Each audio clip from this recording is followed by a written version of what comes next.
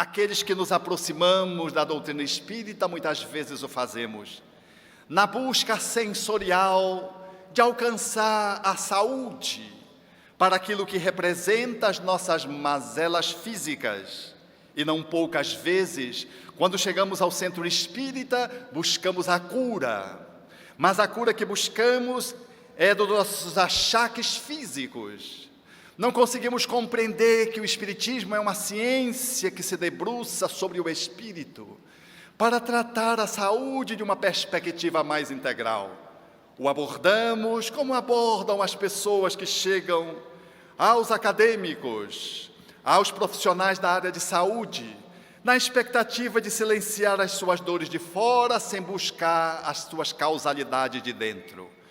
Buscamos a ruptura de uma aflição que perpassa o nosso corpo físico sem entrever as inquietações da alma. Queremos, de alguma forma, um bem-estar que se circunscreva a um encontro fugidio, através da assistência de uma palestra, do recebimento da fluidoterapia através do passe, da água magnetizada, ou então numa improvisada consulta com um médium, que se faça ponte entre os espíritos, para que ele possa, como receitista, estabelecer algo que venha ao encontro da minha enfermidade. Quando abordamos o Espiritismo assim, nós o fazemos de uma forma periférica. Buscamos-lhe sem entender a sua grandiosidade e tratamos o Espiritismo numa feição do Consolador, que apenas enxuga as lágrimas que não fala secar a partir das suas origens. A nossa chegada na abordagem do Espiritismo, portanto, ela é pequena, insuficiente, é sensorial, como se nós fôssemos um corpo na busca de um corpo de doutrina que pudesse atender aos nossos anseios meramente humanos. Muitos desistimos quando a casa espírita nos suscita alguma coisa além do que procuramos, quando ela fomenta outros anseios e procuramos outros expedientes. Às vezes buscamos médiuns ditos de cura, aqueles que às vezes se arvoram até a lançar mão de um bisturi para fazer uma atividade que é profundamente marginal àquilo que o Espiritismo propõe, porque lançar mão de um bisturi é uma tarefa efetivamente do médico. E o médium que assim se propõe a exercer esse tipo de movimentação corre o risco, inclusive, de ser alcançado pelas leis que regulam as nossas relações sociais. Mas na busca-se, portanto, esses médiums, na expectativa de se livrar de dores físicas autênticas, é verdade, mas sem nos darmos conta de que essa abordagem, muitas vezes, ela é perigosa. Porque se é verdade que há uma intervenção do mundo espiritual e documenta de que além do corpo há uma dimensão que transcende a matéria e de que muitas vezes, quando numa intervenção de natureza de fora para dentro, física, é possível entrever que tem uma ação espiritual efetiva, também é verdade de que isso é muito pouco para lograr estabelecer planificação àquele que procura a saúde. Porque a pessoa se beneficia às vezes, mas logo adoece. Porque o que é doente não é o corpo, é a alma. E se eu não faço a correção de rumos internamente, a doença muda de lugar, o corpo adoece numa outra parte, eu continuo enfermo, porque a intervenção pela via da mediunidade foi de uma cura periférica, insuficiente para poder alcançar as profundidades do ser. Mas quantos se lançam, desarvorados, às vezes desesperados, ou comodistas, para buscar os médiuns, alguns dos quais nem o são ou foram, e lançam-se mão de expedientes imaginativos míticos e fazem cirurgias quiméricas usando substâncias, implementos, instrumentos que lembram bisturi, para fazer de conta que estão fazendo uma cirurgia. É verdade que há uma intervenção de forma hipnótica, sugestiva, mas isso efetivamente não é o espiritismo. É o mediunismo, é uma mediunidade que se coloca a serviço do ser humano ou a desserviço da própria saúde, porque as consequências que surgem para aqueles que buscam esse tipo de expediente, às vezes culminam até com o óbito, com a desencarnação. É verdade que o espiritismo, apresentado por Allan Kardec, traria-nos como o Consolador que volta, como o Cristo que retorna, essa afeição de poder nos atender dimensões, às vezes mais imediatas. E aí está a mediunidade de cura, o sopro, a ectoplasmia, favorecendo benefícios para aqueles que procuram a saúde, mas são tão poucos. Aqueles que, se beneficiando apenas nesse nível, conseguem fazer um caminho de aprofundamento. Quando observamos Ana Prado, a mulher que falava com os mortos em Belém do Pará, uma das médiuns mais extraordinários que o mundo já conheceu, porque dava ensejo para a materialização de espíritos. Às vezes 6 espíritos se materializavam numa só sessão. Esta médium extraordinária suscitava energia para que se pudesse operar intervenções no campo da saúde.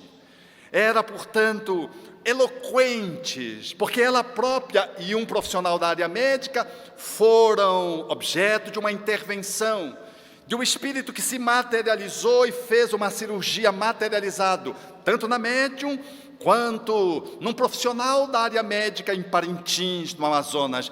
E o noticiário corria os jornais da época para dizer que Ana Prado estava produzindo fenômenos de tão eloquência que até os espíritos eram capazes de fazer cirurgia depois de se materializarem, com resultados extraordinários. Ela se colocava a serviço da pesquisa, mas quão poucos puderam se valer da mediunidade, que também era de cura, para iluminar-se a alma. Ela própria depois vem por Chico Xavier e faz uma mensagem que é algo melancólica, quando ela diz que reencarnou com a mediunidade pujante para servir à pesquisa e, deixando verter a doutrina do Consolador, não soube aproveitá-la desta doutrina para que ela pudesse se beneficiar ela própria. E faz uma advertência aos médiuns de efeitos físicos, faz uma advertência àqueles que se colocam na esteira do enfrentamento das dificuldades da pesquisa ou da saúde, através da oferta de ectoplasma, para que se opere os fenômenos de cura, de materialização, ou de outros fenômenos que se possa estabelecer pesquisa no âmbito da academia.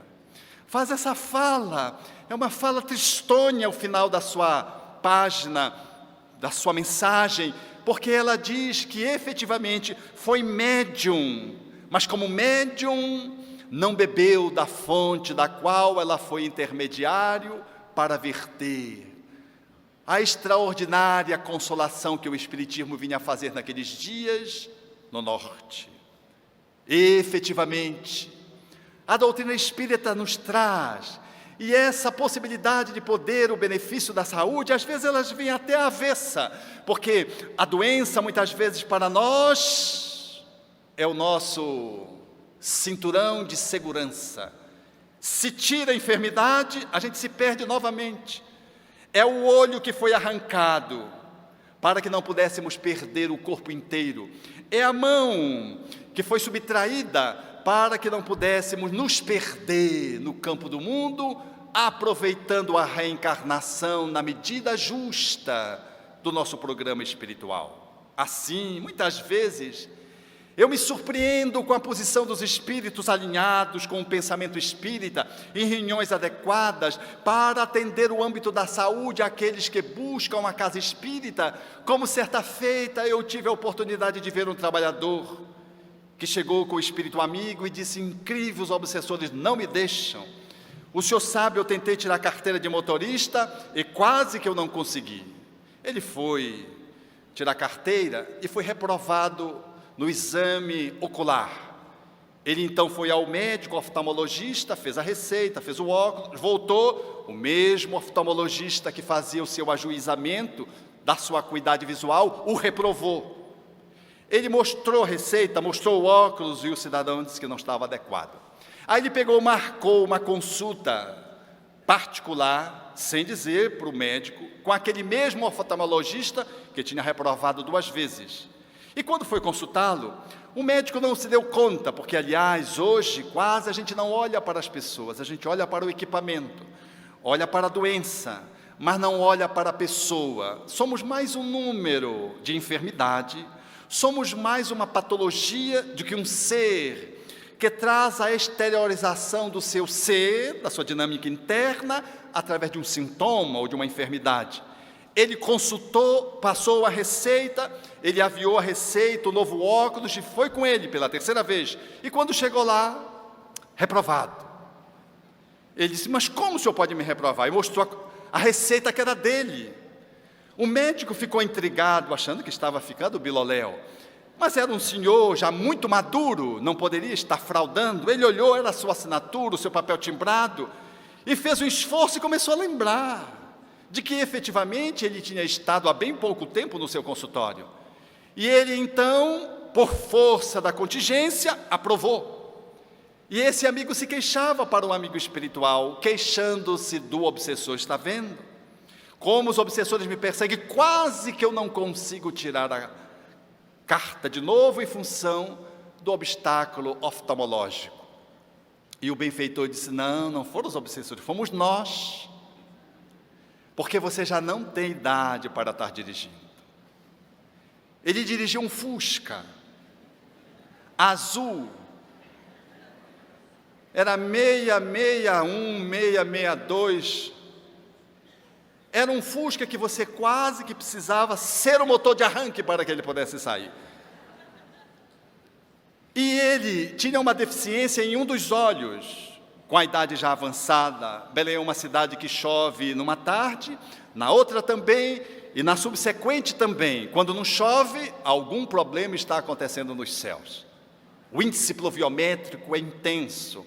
A umidade é de tal monta que vai acima de 90% no ar, e se você não tomar cuidado, você corre o risco de morrer afogado só respirando de tanta umidade que tem no ar. Então, com essas contingências, os espíritos interferiram para que ele não tirasse a carteira. Vejam que foi uma intervenção às avessas. E ele ficou meio sem jeito, porque estava com a carta, o espírito amigo estava liberando os obsessores daquela, porque a gente adora botar coisa nos obsessores, e estava assumindo de forma peremptória e muito plausível de que ele efetivamente deveria ceder e não deveria mais tomar o volante, dirigir. É uma intervenção dos amigos espirituais, porque o Espiritismo vem como psicoterapia da atualidade, atender-nos às nossas necessidades mais fundamentais. E, para tanto, muitas vezes, esse processo psicoterapêutico se faz quando renasce alguém com uma deficiência. Por exemplo, a mudez e a surdo-mudez se configura. E na reencarnação, a doutrina espírita é capaz de poder dar aos pais a possibilidade de poder acolher esse processo como algo que envolve uma psicoterapia muito além da superação de uma limitação sensorial. É a PIVID que vem para o espírito que reencarnou, é o desafio para os pais, é o desafio para a família. E quando na família vem um segundo, você já imagina como ficam os pais com a mesma alteração. E quando os pais são da área da saúde e fazem um estudo de natureza médica, genética, para observar se havia alguma tara, em função do que estava se repetindo o quadro de surdo-mudez, veio o terceiro filho, mudo e surdo. Não demorou muito tempo, veio o quarto. E quando ela engravidou do quarto, os médicos, em número de 3 consultados separadamente, foram unânimes: aborte. Você tem 3 filhos. A despeito de não ter se concluído nenhuma tara que pudesse justificar-se geneticamente, 3, o quarto provavelmente virá. Não corra esse risco. Mas essa senhora fez valer a gestação, porque conhecendo Jesus e se lhe entregando aos seus cuidados, em função de que Ele patrocina a nossa evolução na terra, e tendo com o esposo o alinhamento do acasalamento adequado na composição de uma família honrada, ela e ele disseram não. E nasceu o quarto filho absolutamente normal, tagarela, ouve demais como se tivesse ouvido de tuberculoso, e é ele quem tutela os outros 3, apoiando o pai e a mãe. São esses paradoxos da vida que algures comentei aqui no Paraná, acerca daquele casal espírita, que a esposa, em guardando a gestação no primeiro trimestre, se infectou de rubéola. E os médicos, outra vez, disseram que deveriam ser abortados, porque as alterações congênitas decorrentes da doença infecciosa da rubéola é um índice mais de 70% naqueles que se infectam no primeiro trimestre da gravidez. Ele foi o obstetra com a mãe e disse: vai nascer um monstro. E ela disse: deixe vir o monstro, é meu filho. Ele foi com o pai para tentar seduzir o pai. E o pai, espírita também, disse: o que é que a minha esposa disse? Ela disse que deve vir, mas eu quero dizer que vai nascer um monstro. Ele olhou para o médico e disse: esse monstro vai me comer? O médico disse: não, absolutamente não. Então deixa o monstrinho vir. E nasceu uma criança, com os olhos claros, diferente dos outros irmãos, parece que marcada pela diferenciação da escolha que aqueles pais fariam, pelo conhecimento espírita, porque se entregavam à providência divina, admitindo que deveria acontecer o melhor, seja se ele apresentasse doença congênita ou não. E nasceu um formoso menino a quem eles deram o nome de Alberto, que significa brilhante.